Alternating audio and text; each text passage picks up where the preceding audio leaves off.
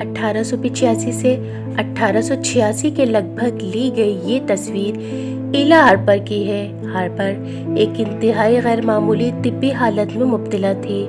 5 جنوری 1870 کو پیدا ہوئی۔ وہ ایک نایاب پیدائشی کیفیت میں مبتلا تھی۔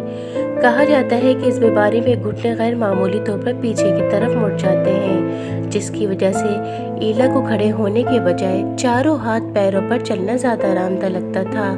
اسی وجہ سے وہ دی کیمل گرل، اونٹ لڑکی کے لقب سے مشہور ہوئی۔ 1886 میں اس نے WH ہیرس نکل پلیٹ سرکس میں شمولیت اختیار کی اور وہیں سے شہرت ملی۔ اس وقت کے لحاظ سے بہت زیادہ تنخواہ یعنی $200 فی ہفتہ حاصل کرتی تھی، جو آج کے حساب سے تقریباً 6500 یا اس سے زیادہ بنتی ہے۔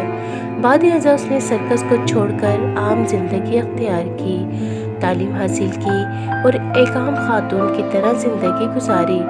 عام طور پر ان کی موت 29 سال کی عمر میں بتائی جاتی ہے، لیکن اصل میں وہ 1921 میں 51 سال کی عمر میں وفات پا گئی۔